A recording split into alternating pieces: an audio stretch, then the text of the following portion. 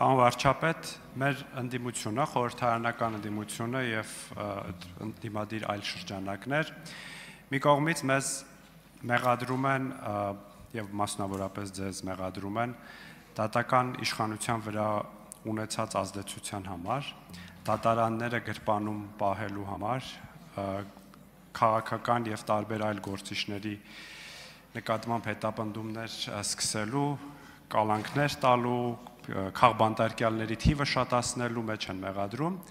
բայց մյուս կողմից նաև պնդում են, որ այդ դատական գործերը գնում եւ դատարաններում փշրվում են։ Օրինակ, երեք Արծվիկ Մինասյանը այստեղ ասում էր, որ բոլոր դատական գործերը գնում եւ փշրվում են։ Այս երկու պնդումները տրամաբանական մտահանգման տեսանկյունից խնդրահարույց են, տրամաբանական չեն, որովհետեւ եթե դատարանները մեր գրպանում են, ապա ինչպես են այդ գործերը ինչպի մինչև վերջ մեր ուզածով, եթե մեր ուզածը դա է, չեն հասնում իրենց տրամաբանական ավարտին։ Ես կխնդրեի դուք ներկայացնեիք ձեր գնահատականը Հայաստանում դատական իշխանության անկախության վերաբերյալ։ Շնորհակալ եմ պարոն Խանդանյան հարցի համար, ես էլ կարծում եմ, որ ցավոք սրտի Հայաստանում դատական իշխանության վրա շարունակ շատ մեծ ազդեցություն ունեն այն մարդիկ, ովքեր մեզ մեղադրում են ձեր ասած բաների մեջ։ Իհարկե այստեղ արձագանքը պիտի լինի այն, թե ինչով եք զբաղված 7 տարի եւ այլն եւ այդպես շարունակ, բայց դատական համակարգի խնդիրները իրականում շատ ավելի խորն են, քան մենք պատկերացնում ենք, եւ ես դրա մասին մի քանի անգամ առիթ ունեցել եմ ասելու։ Հիմա եկեք եւ գնանք եւ տեսնենք ժողովուրդը ինչ է ասում դատական համակարգի եւ դատական process-ների մասին։ Ժողովուրդը շարունակաբար խոսում է, որ դատական համակարգը ընդհանրապես այս թեման էլ կա, որին ես կարծում եմ, որ նոր սահմանադրությամբ մենք պետք է անդրադառնանք խնդրին, որովհետեւ տեսեք ասում ենք, որ դատական համակարգի անկախություն, մենք պետք է արձանագրենք, իսկ ինչ նկատի ունենք դա։ Ումից անկախ որովհետև Հայաստանի Հանրապետությունում բոլոր իշխանությունների համար մի աղբյուր կա, այդ ժողովուրդն է։ Ես այսօր տեսնում եմ համակարգային պրոբլեմ, որ մեր դատական իշխանությունը օրգանական կապ չունի ժողովրդի հետ։ Այսինքն ինքը մի կղզիացած վիճակ է, որը եւ այդ օրգանական կապի բացակայությունը լրջագույն պրոբլեմներ է ստեղծում։ Ինչպես այդ օրգանական կապի խնդիրը լուծել, դրա որոշ հատվածի ես անդրադարձել եմ, մասնավորապես խոսքը երթվյալ ատենակալների համակարգը ներդնելու մասին է, եւ ելի ուրիշ գաղափարներ կան, որը ես կարծում եմ նոր սահմանադրության համատեքստում մենք պետք է քննարկենք եւ լուծումներ գտնենք։ Իհարկե, այն էլ կա, որ դատական այն համակարգը, որը մենք երազում ենք, եւ ընդհանրապես պետական համակարգը, որը մենք երազում ենք, մենք մի բանի չենք առերեսվում։ Դա ենթադրում են հանրային լուրջ ներդրումներ այդ համակարգում, որովհետեւ չի կարող լինել մեր հանրային ընկալումներին համապատասխան դատական համակարգ, եթե դատական համակարգը համապատասխան չափով չի ֆինանսավորվում։ Այդ ֆինանսավորումը շատ հարցեր է լուծում, ներառյալ նրանից, թե ում համար է դատական համակարգում աշխատանքը գրավիչ եւ ում համար գրավիչ չէ, եւ այլն եւ այդպես շարունակ։ Այսինքն մեր դատական համակարգում, ընդհանրապես մեր պետական համակարգում, մեր երկրում խնդիրներ կան եւ շատ կան։ Ես երեք առիթ կամ նախորդ օր առիթ ունեցա ասելու, որ տենց ընկալում կա, որ իշխանությունը մի երևույթ է, որը պիտի բացատրի, որ ամեն ինչ փայլուն է, ամեն ինչ իդեալական է, ընդդիմությունն է մի երևույթ է, որ պետքա հիմնավորի հակառակը։ Ես այդ ընկալմանը համաձայն չեմ, որովհետև ոչ մեկ մեր չափ երկրի խնդիրներին չի տիրապետում պարզապես, չի տիրապետում։ Մենք տիրապետում ենք խնդիրներին, մենք հասկանում ենք խնդիրները, մենք գիտենք նաև լուծումները, այլ բան, որ այդ լուծումները երբեմն չեն կարող իբնե դինել արագ։ Մասնավորապես նույն երթվյալ ատելակալների ինստիտուտի ներդրումը առանց նոր սահմանադրության պարզապես հնարավոր չէ։ եւ ելի ուրիշ ընթացակարգեր եւ կանոնակարգեր։ Իմ կարծիքն է, որ բարձրագույն դատական խորհրդի այսօրվա կառուցվածքը ինքը խնդրահարույց է իմ ասածի տեսակետից։ Ինքը չի ապահովում դատական համակարգի օրգանական կապը իշխանության միակ տիրոջ ժողովրդի հետ։ Հասկանում եք, ժողովուրդը իշխանությունը Հայաստանում պատկանում է ժողովրդին։ Բոլոր իշխան չի կարող տենց իշխանություն լինել, որը չպատկանի ժողովրդին։ Եթե ժողովրդին չի պատկանելու, կարող է պատկանի մի հատ ուրիշ երկրի կամ մի հատ երրորդ երկրի հատուկ ծառայության։ Իշխանությունը Հայաստանում եւ դրա համար եմ ասում, որ տեսեք, երբ որ խոսք է գնում այդ 4-րդ հանրապետության ու 3-րդ հանրապետության տարբերությունը ո՞րն է։ Տարբերություններից մեկը ես նշում եմ այն, որ 3-րդ հանրապետությունում շատ դեպքերում իշխանության պատկանելը ժողովրդին ֆորմալ բնույթ է կրում։ Ֆորմալ բնույթ է կրում։ Մենք այսօր դատավորների ընդհանուր ժողովին տվել ենք ընտրական իրավունք։ Ինչ կապ ունի դատավորի ընդհանուր ժողովը ընտրական իրավունքի հետ, ինչ կապ ունի։ Սա իմ կարծիքով անընդունելի բան է, ում լիազորությունն է օգտագործում։ Եվ կան այսպիսի հարցեր, որ մենք պետք է լուծենք, առանց իսկ դրա լուծումը էլի սահմանադրության փոփոխություններն էին, որը մենք նախաձեռնել էինք կոവിഡ്ի պատճառով տեղի չունեցան։ Բայց մենք հիմա պետք է գնանք նոր սահմանադրություն ընդունենք, որովհետև բաներ կա, որ մենք եթե ասենք ենթադրենք կեսից կիսվենք էլ չենք կարող անել գործող սահմանադրության կարգավորումների պատճառով։ Իսկ մենք չենք կարող ձև անել, թե մենք հարց լուծեցինք։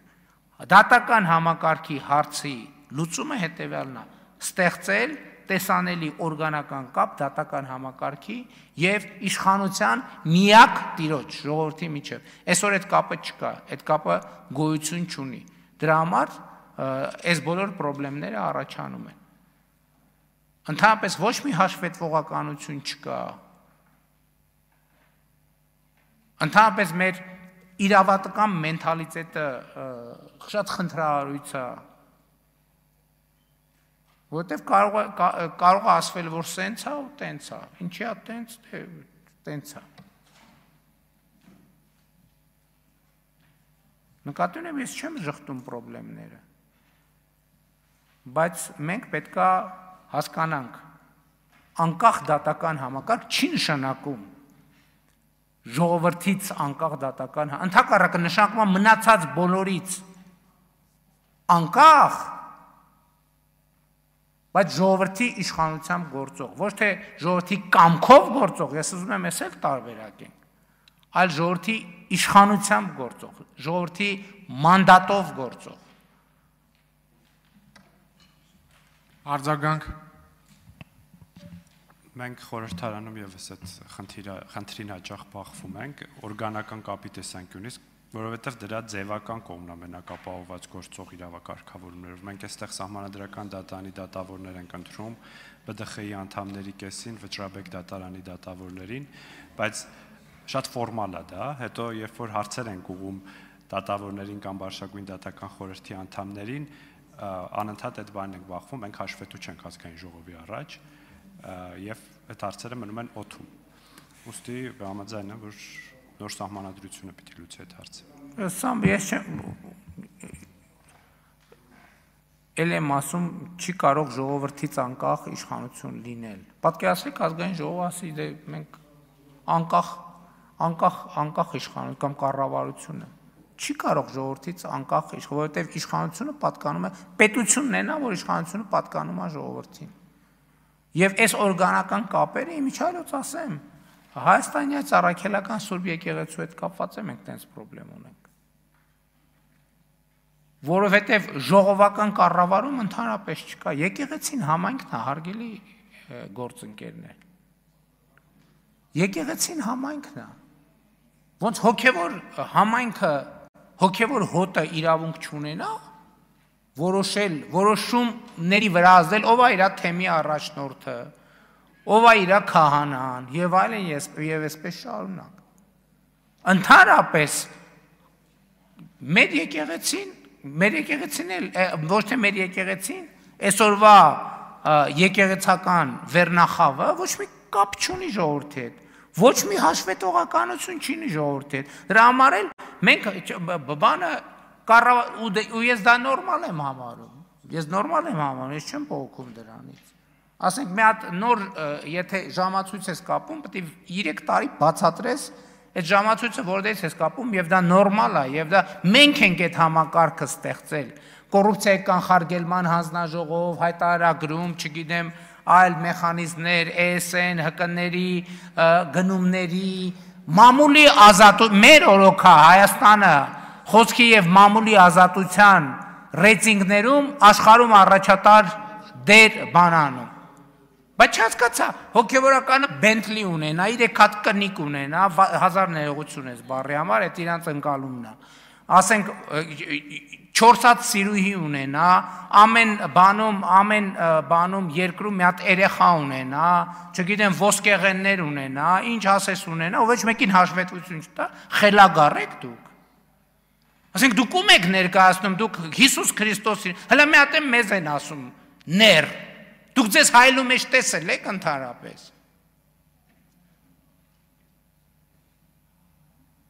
Եվ սա այս խնդիրները պետք է լուծվեն,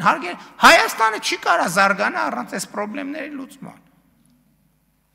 Մամուլում հայտնվում է, որ կաթողիկոսի աղբերը KGB-ի գործակալը, ոչ մի բան, ով է հարց տալիս։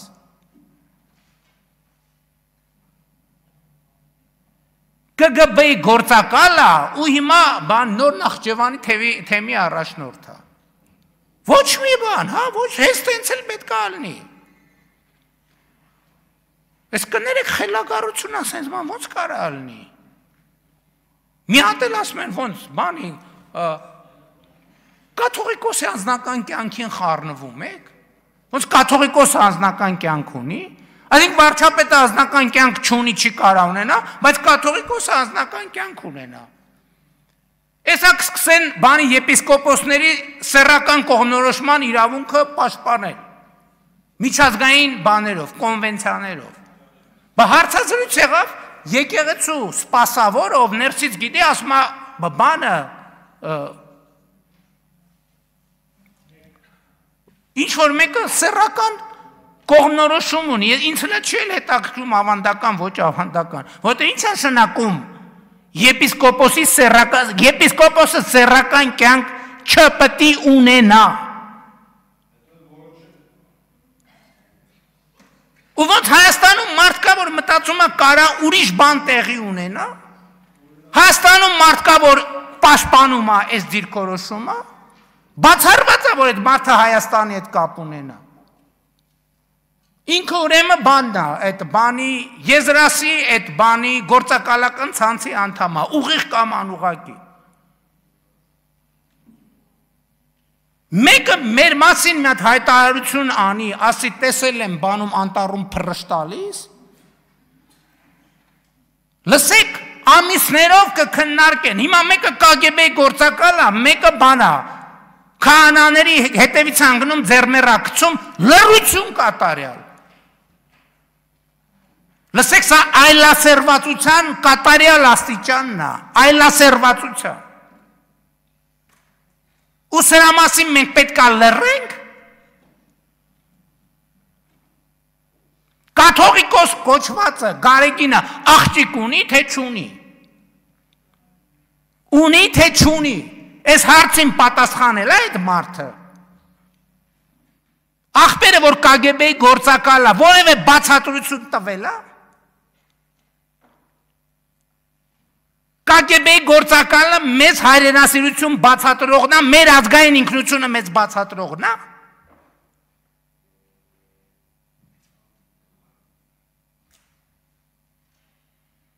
Ու մարդիկ տենց սովորական բան են անում, հա, տենց ապրում են իրանց համար, հա։ Մայրաթոր Սուրբ Էջմիածնում մեկը բոսյակա, մեկը բան,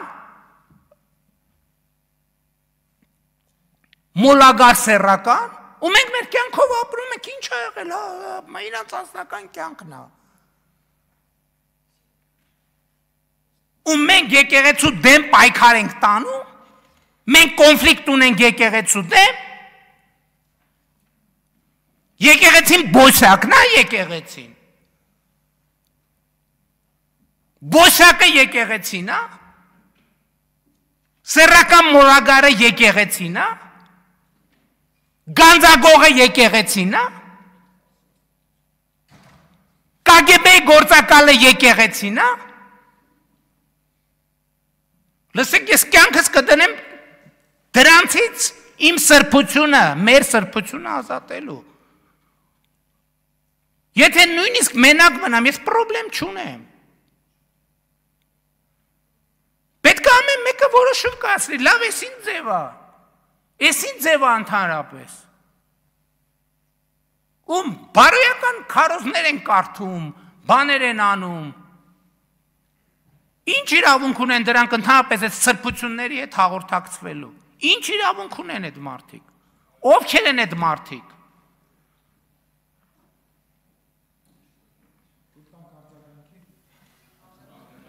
Արձագանքելա։ Հիմա հարությունը պետք է արձագանքի, ոչ թե պատգամավորը։